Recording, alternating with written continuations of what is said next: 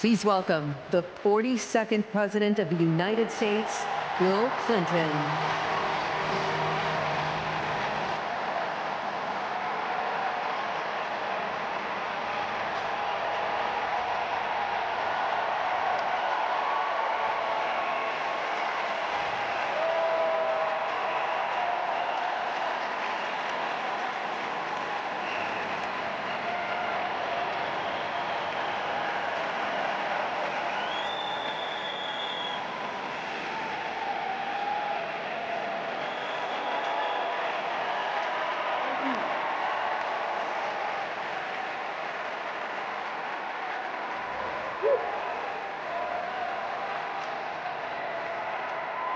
Thank you. Thank you. Whoa.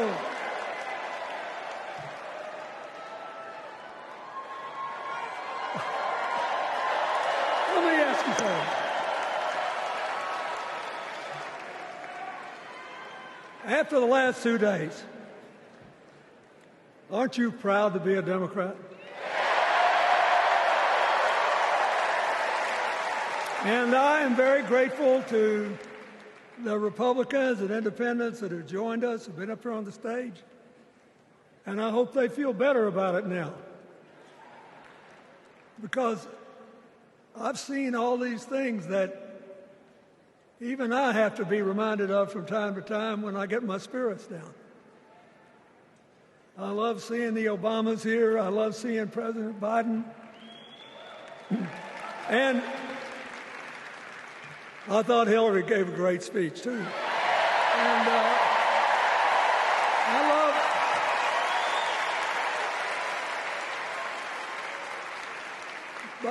I love seeing all these young leaders. A bunch of them are coming up after me. They look better, they sound better, and they'll be exciting. I do want to say one word about President Biden. Remember, he had an improbable turn that made him president. And we were in the middle of a pandemic and an economic crash. He healed our sick and put the rest of us back to work. And he strengthened our alliances for peace and security. He stood up for Ukraine. He's trying desperately to get a ceasefire in the Middle East.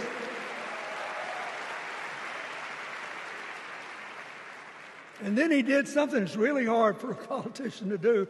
He voluntarily gave up political power. And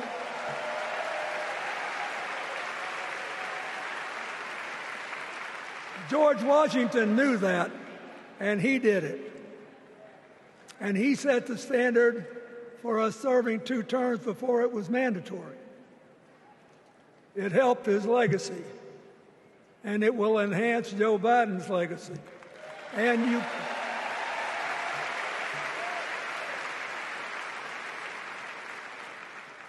it's a stark contrast to what goes on in the other party. So I want to thank him for his courage, compassion, his class, his service, his sacrifice.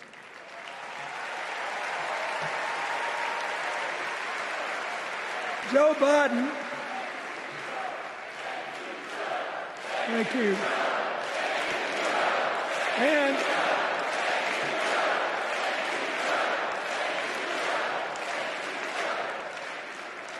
he kept the faith, and he's infected a lot of the rest of us.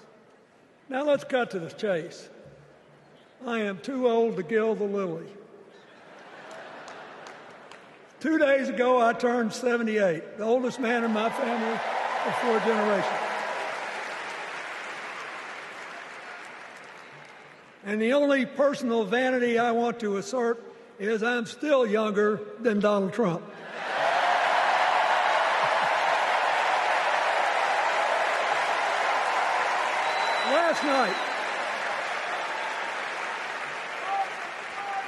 Last night, in what I thought was a very moving series of episodes, we nominated Kamala Harris and Tim Walz. And just think about that. Two leaders with all-American but still improbable life stories. It could only happen here. Their careers, after all, started in community courtrooms and classrooms. Two leaders who spent a lifetime getting the good job done.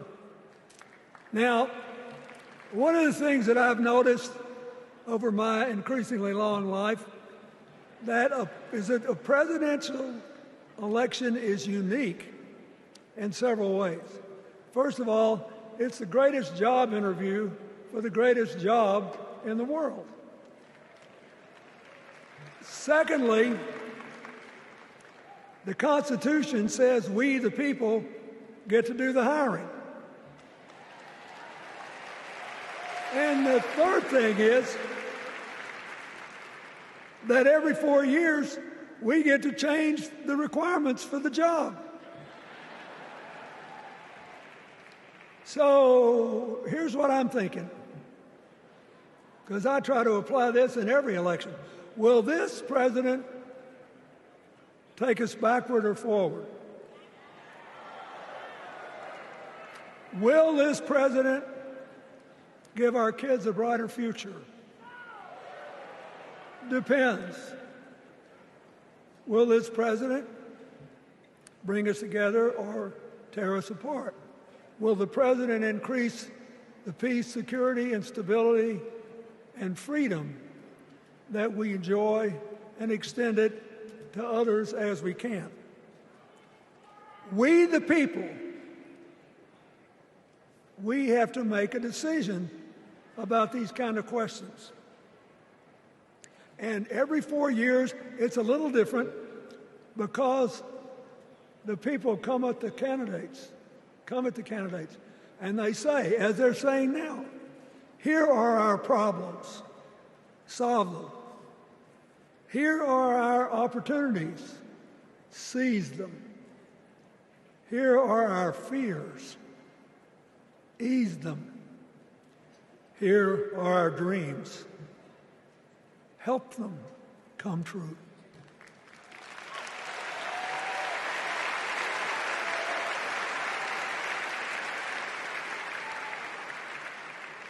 A president can answer that call by saying, I'll do my part, but you have to help me. We have to work together.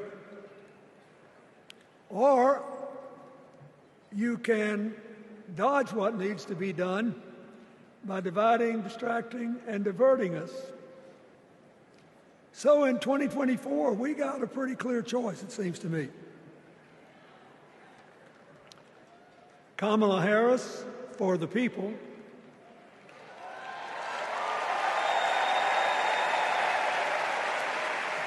and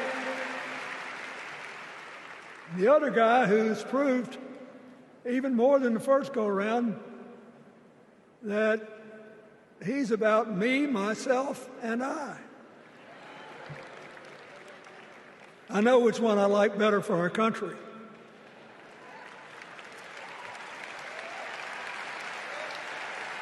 Kamala Harris will work to solve our problems, seize our opportunities, ease our fears, and make sure every single American, however they vote, has a chance to chase their dreams. You know, when she was young, she worked at McDonald's. And she greeted every person with that 1,000-watt smile and said, "How can I help you?" Now she's at the pinnacle of power, and she's still asking, "How can I help you?"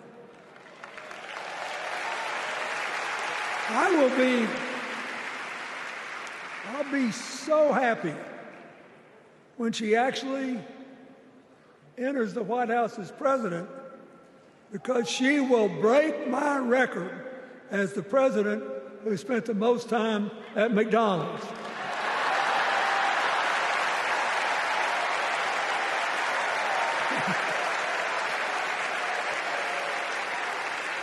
Now, but we got an election to win. And remember, we've got a guy that's pretty good at what he does. Donald Trump has been a paragon of consistency. He's still dividing, he's still blaming, he's still belittling other people. He creates chaos, and then he sort of curates it as if it were precious art. Let me say, not a single day goes by, even though I've been gone for well over 23 years from the White House, not a day goes by that I don't thank the Lord for the chance I had to serve and what it meant. And one of the reasons, thank you. Wait.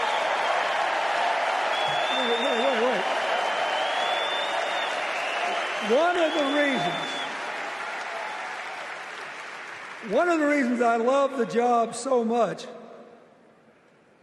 is that in the toughest times, even on the darkest days, if you tried hard enough, there was always something good you could do for somebody else. Now,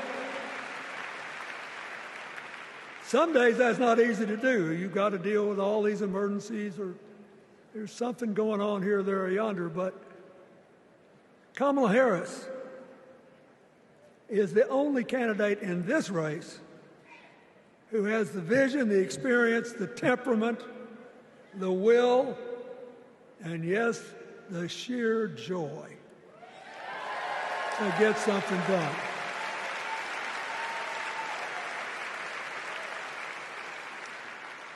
I mean, look, what does her opponent do with his voice? He mostly talks about himself, right? So the next time you hear him, don't count the lies. Count the eyes.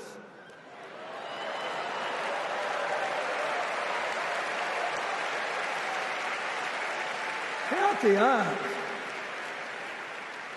His vendettas, his vengeance, his complaints, his conspiracies. He's like one of those tenors opening up before he walks out on stage, like I did, trying to get his lungs open by singing, me, me, me, me, me, me.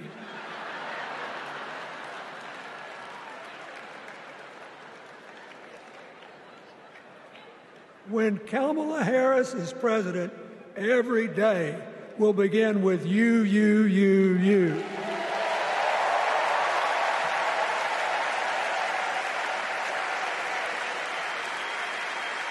So,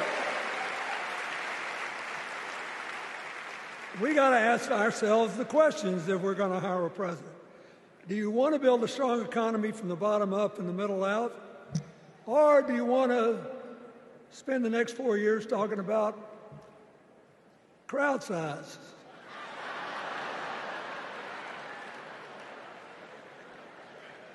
You're going to have a hard time believing this, but so help me, I triple-checked it. Since the end of the Cold War in 1989, America has created about 51 million new jobs. I swear I checked this 3 times. Even I couldn't believe it. What's the score? Democrats 50, Republicans 1.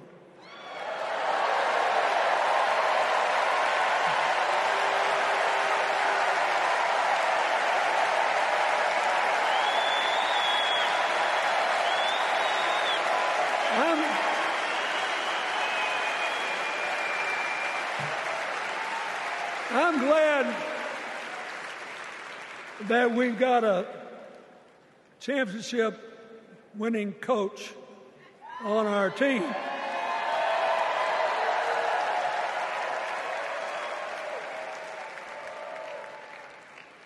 But even the most limited of us in what we know about football or any other sport knows that if you're got 50 and the other side's got 1, you're ahead.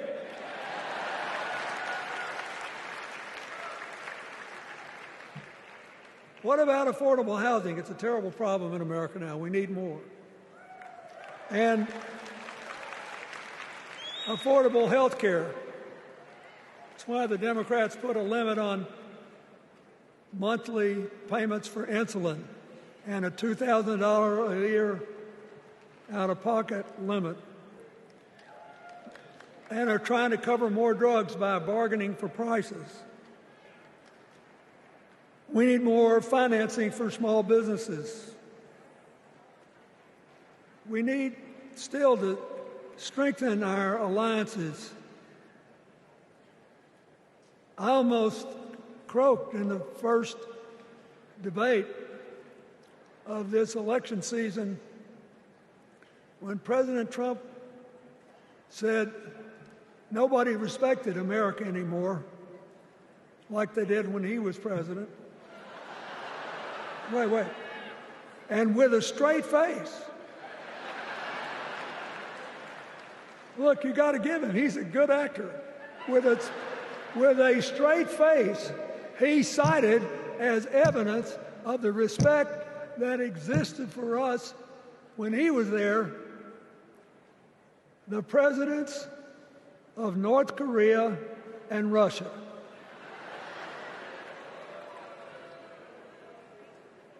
I'd rather have the people who respect us now. And one of the things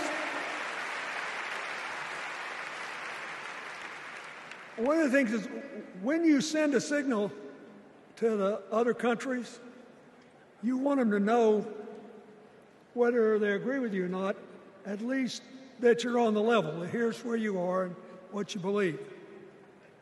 What are they supposed to make to these endless tributes to the late, great Hannibal Lecter?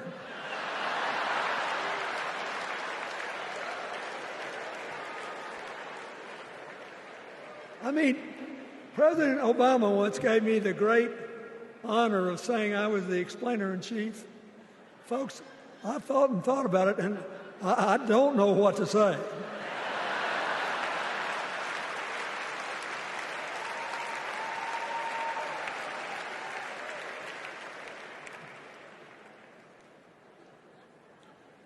Like Hakeem Jeffries, I too want an America that's more joyful, more inclusive, more future-focused.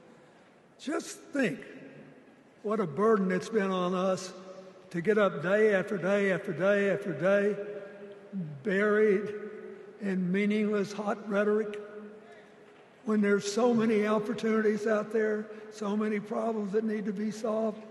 I want that. And that's the America Kamala Harris will lead. And she's already made her first presidential decision, and she knocked it out of the park when she asked Governor Tim Walz to be her nominee for vice president.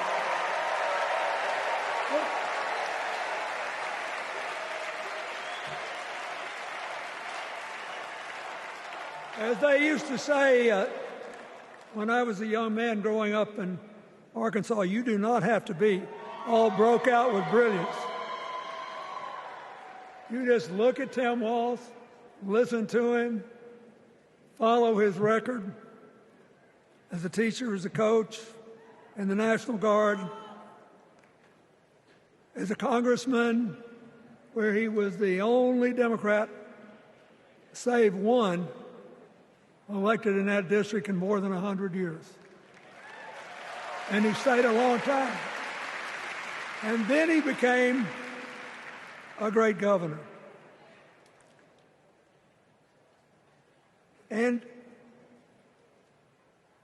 by all accounts, he was a crack shot who had the courage among his rural constituents to say, we do not need these assault weapons available to people who can kill our kids in school.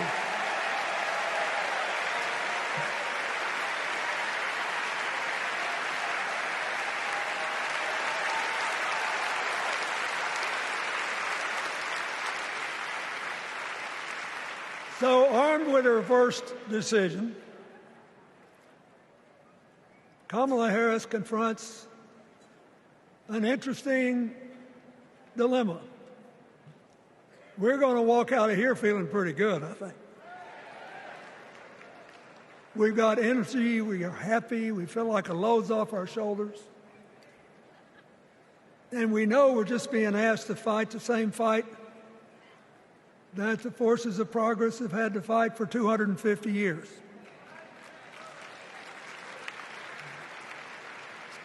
In the face of stiff and often violent opposition, we have to find a way to go forward together, where we the people make our union more perfect. So, that's a good thing.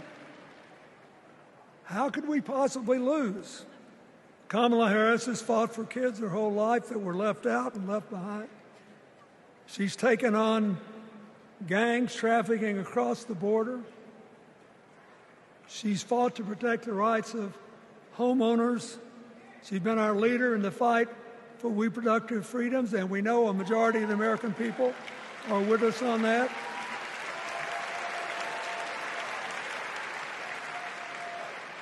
And she's gained an invaluable amount of experience as vice president, advancing our values and interests around the world.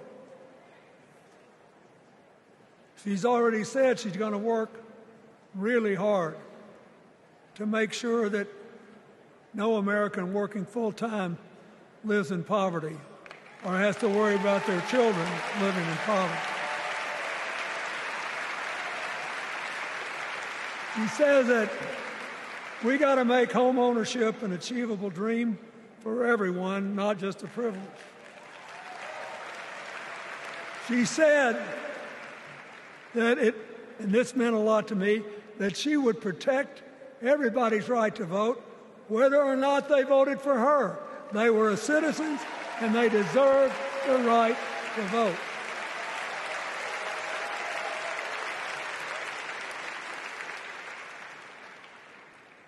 The other day, her opponent implied that as his people voted one more time, they'd be able to rig it from now on and they wouldn't have to vote again. You think they're kidding, but I know a lot of these folks, and most of them are really good people, but some of them think that they are bound to dominate America politically, economically, and socially, and they have to use politics to do it, and they should rig the system. I don't believe that. And so here's what I want to tell you. We've seen more than one election slip away from us when we thought it couldn't happen, when people got distracted by phony issues or overconfident. This is a brutal, tough business.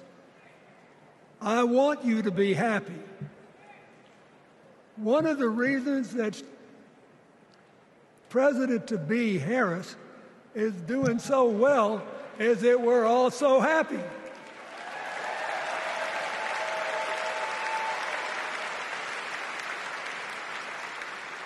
But you should never underestimate your adversary. And these people are really good at distracting us, at triggering doubt, at triggering buyer's remorse. As the Obama said so eloquently last night, they are human, you know. They're bound to make a mistake now and then. We got to be tough. And so, as somebody who spends a lot of time in small towns and rural areas in New York and Arkansas and other places, I urge you to talk to all your neighbors. I urge you to meet people where they are. I urge you not to demean them, but not to pretend you don't disagree with them if you do. Treat them with respect, just the way you'd like them to treat you.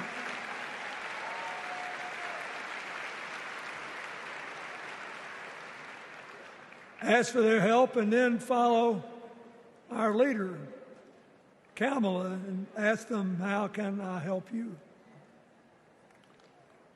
We Democrats right now have a lot of hay in the barn. We've got massive achievements, massive advances, but there's still a lot of slips between today and Election Day that we have to navigate. And so I want to say this from the bottom of my heart. I have no idea how many more of these I'll be able to come to. I started in '76, and I've been to every one since. But no, 72. Lord, I'm getting old. But here's what I want you to know. If you vote for this team, if you can get them elected and let them bring in this breath of fresh air, you will be proud of it for the rest of your life. Your children will be proud of it. Your grandchildren will be proud of it.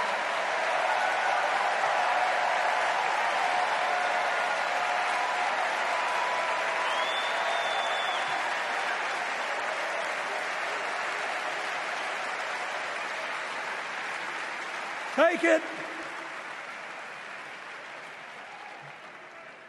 from a man who once had the honor to be called in this convention the man from hope. We need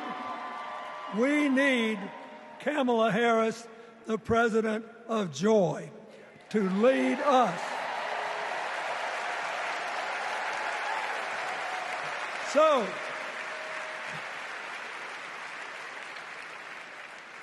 I'll be doing my part, you do yours.